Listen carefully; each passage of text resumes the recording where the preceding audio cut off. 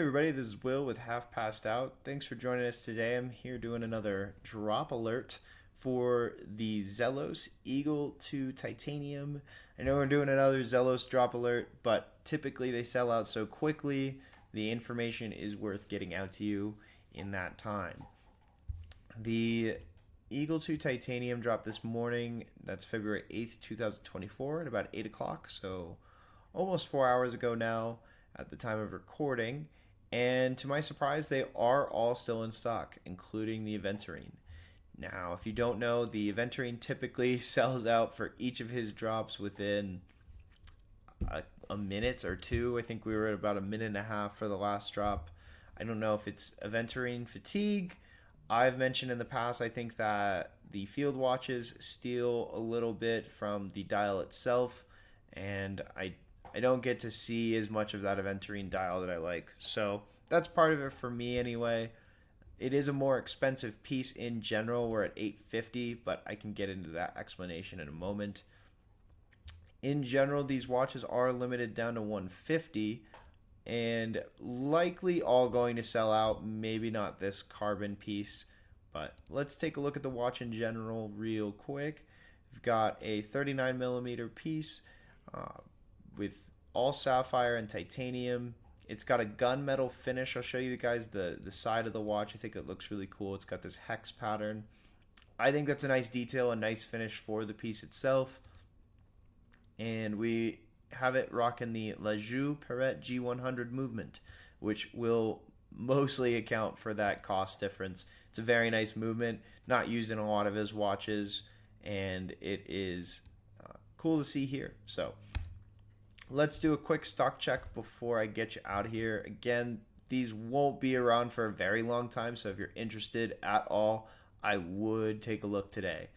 These are running low. I believe the teal is the most popular, down to only 35 pieces left at $800. It is one of their cheaper SKUs as opposed to this $899 meteorite piece. That is still also selling at with 44 left, so still some in stock. You have the 48 pieces left for the Aventurine and then 63 pieces for the Arctic piece. So if you're interested in any of these watches, I would take a look. I do plan on seeing these sell out. I think the carbon will likely take some time, so if you do have interest in that, there will be some left over, but these all seem to be selling pretty evenly. You may see a few Arctics for a little bit, but I do expect all of these to go.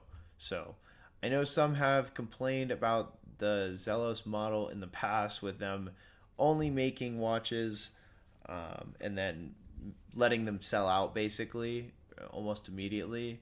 I saw that in our comment of my last review video for this piece here, and realistically most micro brands aren't going to produce more than they know they can sell, and I think that's why they've done that here.